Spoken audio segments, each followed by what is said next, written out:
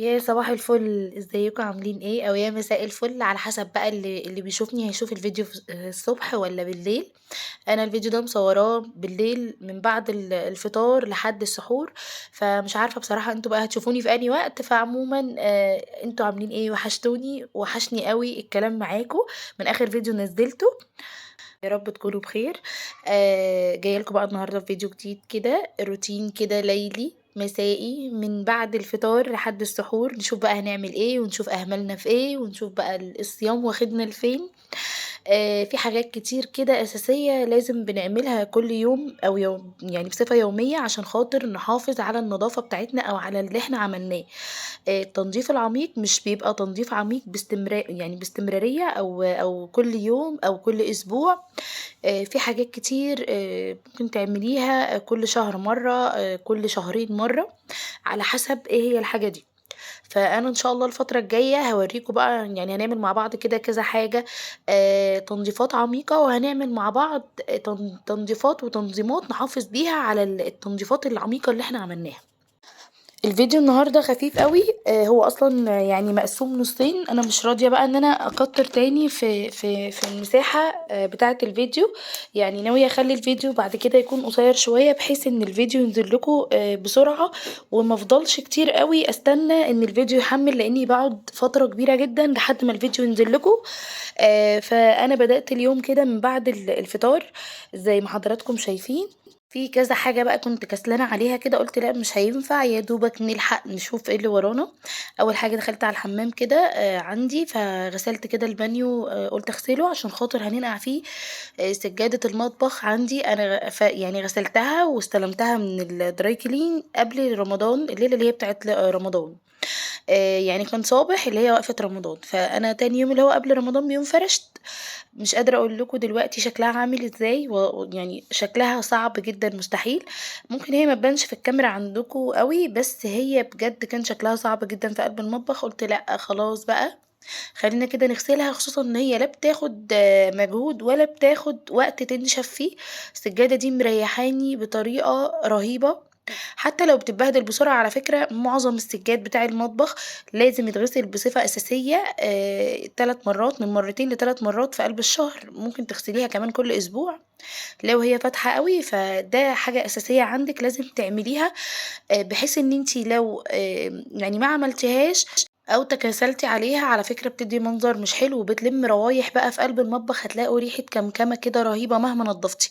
يعني المطبخ بيكون كله زي الفل، بس انتي شامة ريحة مش حلوة، او مش حاسة ان الريحة دي هي يعني تدي النظافة بتاعة المطبخ دي، وكمان بتدي شكل مش حلو، بتدي شكل سيء جدا في قلب المطبخ. فدي حاجة اساسية عندنا لازم نعملها من مرتين ل3 مرات في قلب الشهر، على حسب بقى نوعية السجادة اللي عندك وخامتها.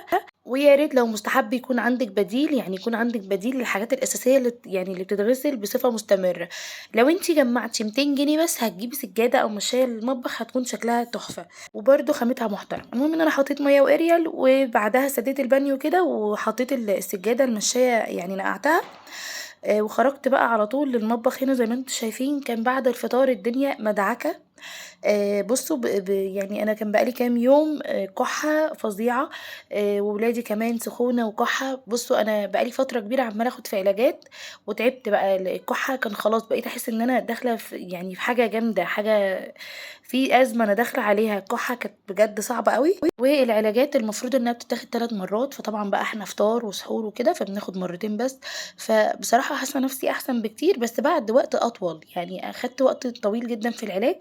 فانا بصوا كنت يا دوبك بقدر اعمل الفطار بالعافيه والسحور بالعافيه عشان خاطر اقدر واقف واكمل. كان الموضوع صعب عليا قوي. فالمهم النهارده كنت حاسه باريحيه كده شويه ان انا كويسه، قلت لا خلينا بقى نلحق المطبخ، بجد شكله بقى صعب جدا. نظبط كده الدنيا، نغير في شكله شويه. انا من النوع اللي بحب التغيير قوي في مطبخي، وبحب التغيير في الشقه كلها عامه. فانا جبت كده الصينيه اللي هي الخوص دي، وعليها الزياتة والبخاخ بتاع الزيت وازازة الخل، ورحت حاطاها بقى الناحية دي في الجنب ده كده. كنت حاطة التوابل، بصراحة حاسة ان الموضوع صعب عليا، باخد الحاجة اللي عايزة اتبلها واجي بيها على الرخامة التانية، وبعدين انا شغلي كله على الرخامة بقت اللي هي الجديدة اللي هناك. فقلت لا. المهم ان اليوم ده كنت عامله لهم بقى رز بالخلطه، اللي هو الرز بالزبيب، واللي هو الرز البني اللي هو بالقرفه والزبيب وكده. بس مش يعني ما صورتوش. وكنت عامله لهم شيش طاووق، فدول اللي كانوا متبقيين، فقلت خلاص بقى خلينا نحطهم كده في كيس في الفريزر. جنب اي اكله ممكن اطلعهم يعني واسويهم، حتى لو عامله حاجه بقى مثلا حد فيهم ما بيحبهاش ممكن اطلعهم واسويهم انا ايه جنب الاكله دي. ضبطت كده الرخامة الأول، وبعد كده برضو ضبطت الرف اللي فوق الرخامة، وكمان حطيت كده الوردة الصغننة الخضرا دي جنب في الصينية يعني جنب الأزايز. وهرجع تاني البهارات مكانها. بس أبلة ميرا هنا بقى كانت عمالة تقولي لا الفانوس، ومجنناني بالفانوس، كل شوية تخلعه وتقولي ركبيه. يعني مش لاقيه لي شغلانه. بصي يوم ما قررت اشتغل ان انا اركب لها الفانوس. المهم بدأت كده كمان في الرخامة التانية. زي ما انتم شايفين الدنيا متبهدلة قوي، فأشيل كده كل حاجة عليها. كمان عايزين ننزل الضرفة اللي هي الزاوية دي. حاجات كتير نزلتها. كنت شايلاها تحت السرير وكده، حاجات كتير طلعتها ونزلتها. وبصوا بقى مليت الضلفة ومش مرصوصة، بس ان شاء الله نعملها مع بعض الفترة الجاية. هي نظيفة بس هي مش مرصوصة، عايزة تترص كويس وتترتب. بصوا انا ما عنديش شغل روتيني اللي هو قوي جدا في المطبخ، اللي هو تنظيفات، لان احنا المطبخ لسه جديد زي ما انتم عارفين.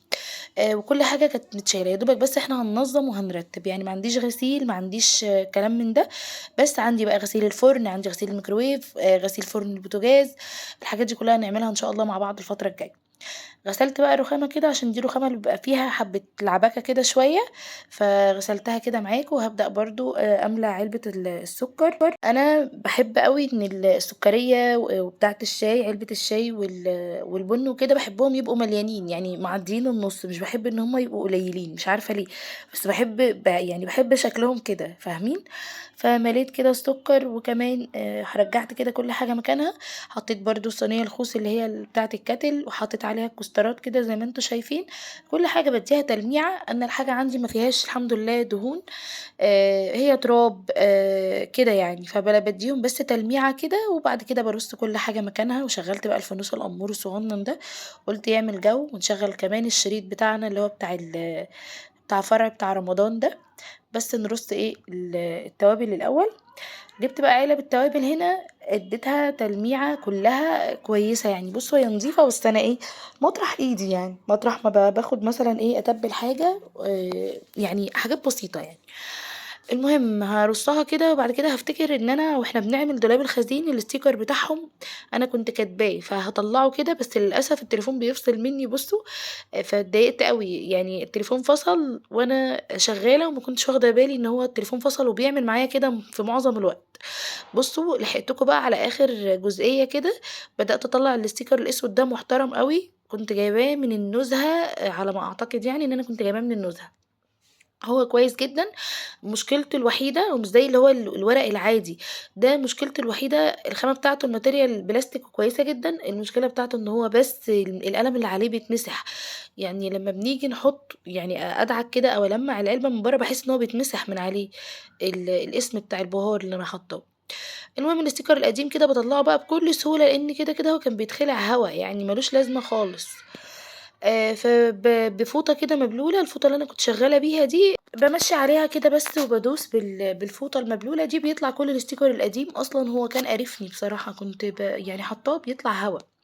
رصيت بقى العلب تاني بتاعت التوابل كده، وحسيت شكلها هنا ألطف، واستخدامي ليها أكتر هنا يعني أنا كده مرتاحة أكتر. فرجعتها كده أحسن. بصوا بقى الحيلة الذكية دي، لما يكون عندك علبة بهارات ومستعجلة عليها، وانت شايفة انها يعني هتاخد منك وقت وعبال ما تنشف، وعايزة تصبي فيها البهارات بتاعتك، تروحي حاطة حبة ملح فيها وتفضلي ترجي في الإزازة بتاعتك كويس قوي. هتلاقيها أخدت كل البهار يعني. ممكن تنزلي تحطي الملح وترجيها، وبعد كده ترمي اللي فيها، وبعد كده ترجعي تحطي حبة ملح تاني وترجيها كويس. بعد كده هتلاقي البهار اللي فيها اختفى والعلبة نطفت تماما. طبعا لو العلبة اصلا نظيفة يعني، انت لو عايزة تستخدميها في نوع تاني من البهار. انا بعمل كده كتير قوي لما اكون مستعجلة على حاجة انها تنشف، او مش عايزة اغسلها وشايفاها نظيفة. المهم كنا جايبين توم بقى الليلة بتاعة رمضان، كنت جايبة كيلو واحد بس من التوم، وبأمانة سهيت عنه قوي ونسيته. وكل ما اجي اعمل توم مفيش عندي، البرطمان بتاعي وقع اتكسر بالتوم اللي فيه. فقلت خلينا نطلعه بقى كده ايه ونقشره ونفرمه، بحيث ان احنا يبقى عندنا جاهز على الاستخدام. وبرده ده طالما العروش اتشالت بيعفن وبيبوظ. زي ما انتوا شايفين كده قطعت كده العروق يعني الكبيرة، وبقيت افتحها من النص واطلع العرق اللي هو الكبير اللي هو الناشف ده. وبعد كده العروق دي هفرمها لوحدها، العروق الخضرا دي اللي هي اللي لسه خضرا هفرمها لوحدها.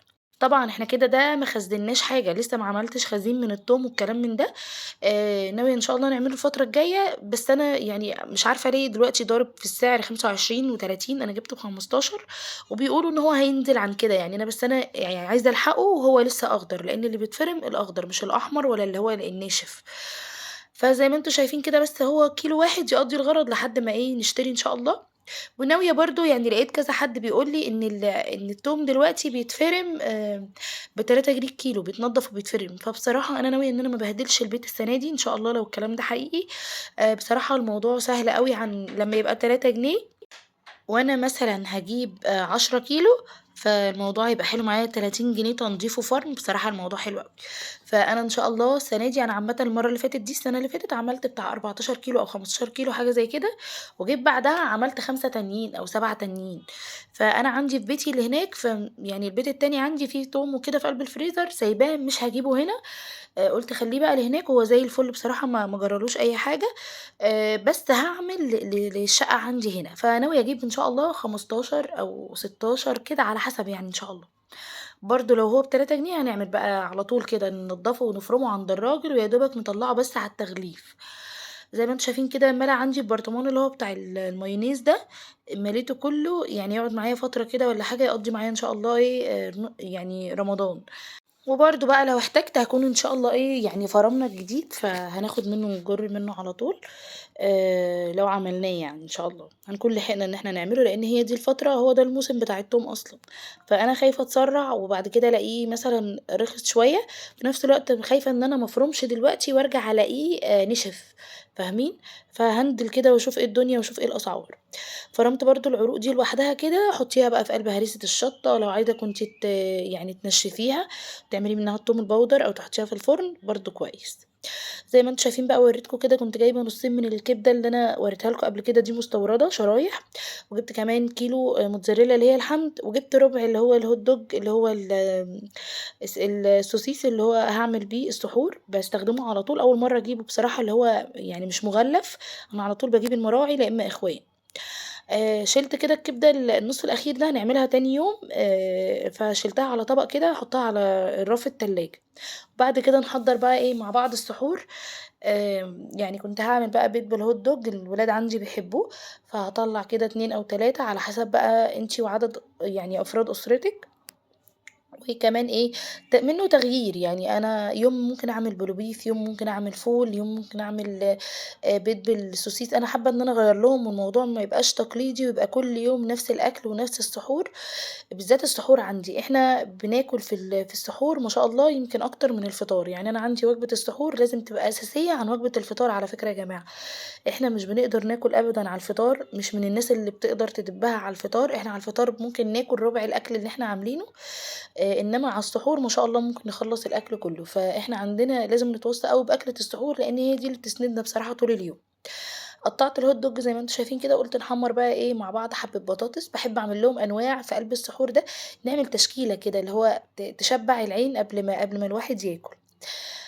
نحمّر بقى كده بطاطستين 3 كده، كانت ماما اليوم ده بقى بايتة معايا وهتتسحّر معايا، فقُلت بقى نضبّط الدنيا أكتر ما بنضبّطها كل يوم. قطّعت البطاطس وهنا بقى كان الزيت عندي بيسخن برضه بحيث إن أنا على طول أنجز حاجة. على فكرة بقى الفيديو ده زي ما قُلت لكم في الأول 2 مع بعض، المفروض الفيديو ده كان كِمِل لحد تاني يوم، لحد وجبة الفطار، بس بصراحة لقيت الفيديو هيبقى طويل أوي على حضراتكم، فقُلت لأ خلّينا نقسمه نُصّين كده، اللي هو نقسم البلد نُصّين عارفين؟ بعد كده سِبت منّة بقى تقطّع الخيار، قالت لي: "لأ هاقطّع أنا الخيار يا ماما." فسِبتها بقى بصراحة قُلت هي بتحب إنها تساعد، فمَرّة على مَرّة تحاول إن هي تتعوّد. بُصّوا هي خلاص يعني قطّعت بقى بطريقتها، فأنا ما قدرتش أعترض. هنا البوتاجاز بصراحة كان مبهدل، بس أنا قُلت يعني أخلّصهم الأول وأأكّلهم عشان كانوا هُم بدأوا يناموا، وبعد كده نشوف هنعمل إيه. المهم زي ما أنتم شايفين كده جِبت الجبنة، دي جبنة ملح خفيف بتاعة ريماس، دي طبيعي، يعني في عند ريماس كده كذا نوع وكذا سعر، حطيت بقى عليها هي حلوة وأنا باحب أكتر حاجة عندهم التلاجة، وولادي بيحبوا السبريد اللي هو الطبيعي، وفي سبريد رومي أرخص شوية، على حسب بقى مقدرتنا يعني، حطيت عليها حبة زيت زيتون وحطيت عليها حبة البركة بتبقى رهيبة بصراحة، وكمان كنت مطلعة كيس الفول عندي خلص فهنعمله إن شاء الله مع بعض يعني اليومين الجايين دول. حطيت بقى هنا طاسة وحطيت فيها معلقة سمنة بلدي كويسة كده محترمة، وهنعمل ايه مش كبيرة يعني معلقة سمنة كويسة. وبعد كده هاشوّح فيها الهوت دوج كده زي ما أنتم شايفين أو السوسيس، هادّي له تشويحة بس صغيّرة صدمة كده، وبعد كده هنحط بقى البيض بتاعنا، أظن ما فيش أسهل من كده. ولادي بيحبوا بقى الطريقة دي أوي، وبيحبوا البيض عامةً بأي حاجة، بسطرمة ماشي، هوت دوج ماشي، ممكن لوحده كده بالجبن برضه تمام، فده عندنا أساسي، بقت حاجة أساسية بصراحة. فالمهم حطيت كده البيض 4 أو 3 بيضات برضه على حسب ما تحبي، ملح وفلفل أسود، ما تكتريش الملح عشان أحط بقى إيه تشكيلة جبن بتخلّي البيض كده ليه طعم. حطيت كده دول كانوا آخر حبة جبنة بقى من العلبة اللي إحنا جبناها أول يوم رمضان، اللي هي بتاعة ريماس، دي كانت جبن موتزاريلا على ميكس كده، فحطيتها كده ورُحت إيه طبعًا أنتم شايفين في الأول أنا جبت اللي هي كيلو اللي هي الحمد دي من عند بتاع اللحوم اللي هي المستوردة. برضه الحمد جميلة ويونيفرسال جميلة والأطباء تحفة، وبتاعة ريماس حلوة أوي، يعني دي الأنواع اللي أنا يعني باتعامل بيها في معظم الأكل. المهم غطيت عليه كده عشان خاطر الجبنة بتاعته تسيح، وبعد كده بقى نحضّر مع بعض الفول. الأول هاطلّع البيض بتاعي كده على الطبق، والفول مش هياخد وقت لإن أنا سخّنته من قبل، يعني يا دوبك بس بادّي له تسخينة صغيرة تاني. هاحاول بقى إن أنا أنزّلها قطعة واحدة، بس بصراحة ما نزلتش يعني اتقطعت منّي بس مش مشكلة. إحنا بنحب القرص بتاع البيض يكون قرص كامل كده، أنا مقطّعاه للولاد زي البيتزا كده. البطاطس حطيت عليها البهارات بتاعة البطاطس اللي ما بقيناش نستغنى عنها خالص بصراحة، بتاعة كنور دي خطيرة، وحطيت عليها ملح وقطّعنا الخيار، وكمان الفول بتاعنا حطيت عليه حبّة زيت، زيت حلو وهو على النار، حبّة زيت عاديين جدًا. وبعد كده هنحط عليه بقى كمان إيه، هنحط عليه زيت حار. لو حاسين إن الفول مَيّة شوية لإن أنا بادّي له نُص ضربة كده بالهاند بلندر، إحنا بنحبه يكون مَيّته أكتر، يعني ما بنحبش الفولة الواحدة بوحدتها يعني. ساعات على فكرة باضربه كلّه أول لمّا باعمله. حبّة بقى صغيّرين كده من الزيت الحار، وبعد كده هاحط كمان حبّة طحينة، دلّعت الفول بقى بُصّوا خلّيته رهيب. وكمان عصرة نُص ليمونة في الأول، وبعد كده ملح وكمون، وعايزة تحطّي حبّة كزبرة ناشفة اللي تحبيه.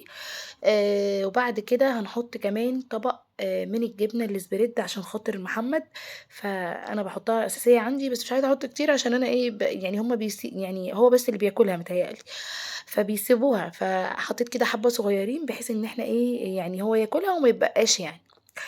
ده كان السحور بتاعنا بقى يا حلوين، ويا ريت بقى لو وصلتِ لحد هنا في الفيديو تنزلي تحت، لو مش مشتركة معايا تدوسي على علامة الاشتراك وتفعلي زر الجرس على الكل عشان يوصلِك أي فيديو جديد أنا بانزّله. ولو مشتركة معايا ما تنسينيش تنزلي تحت تدعي لي دعوة حلوة في كومنت كده حلو منِّك في الأيام الحلوة دي. وكمان تعملي علامة اللايك، اوعوا تنسوني في اللايك لو الفيديو عجبكم. المهم طلّعت بقى المشّاية كده من البانيو، وبعد كده بُصّوا مرشتها، يعني فضلت كده بالفرشة حطيت لها حبّة أوكسي تاني، وبعد كده عكستها وعملت الجنب التاني اللي هو الناحية التانية. مهم أوي على فكرة غسيل سجادة المطبخ أو المشّايات بتاعة طقم الحمام، دي حاجة أساسية لازم تغسليها، ما تسيبيهاش وتقولي البقعة مش باينة، يعني بجد هتلاقيها ريحتها بتزفّر المكان كلّه، بتخلّي الريحة مش مستحبة. المهم غسلتها بقى كده بفرشة السجاد، وبعد كده هالمّها وهاشطفها كده زي ما أنتم شايفين. باشطفها وبعد كده هالمّها برضه وأوقّفها كده بحيث إن كل حاجة تنزل، وأحط الخرطوم يعني أو الشطاف الهاند اللي في إيدي ده، أحط كده إيه المَيّة من فوق بشكل عمودي بحيث أي صابون فيها زيادة ينزل. بُصّوا أنا خلّيتها زي الفل الصراحة، وريحتها بقت حلوة أوي، يعني أنا البياض اللي فيها أو الرسومات البيضا اللي فيها دي بقت صفرا، فأنا مش باحبها، هي على فكرة مش باينة ومش باينة في التصوير، بس بجد هي كانت صعبة بصراحة. كمان المشاية دي اللي هي الحافظة دي كان الولاد وقعوا عليها صوبيا، عصير صوبيا، رُحت جايباها كده على طول برضه وفي نفس المَيّة رُحت ناقعاها وهاسيبها بقى لتاني يوم. وصلنا كده لآخر الفيديو، يا رب يكون الفيديو عجبكم ويكون خفيف على قلوبكم، واستنوني بقى في الفيديو الجاي تكملة للفيديو ده، والسلام عليكم ورحمة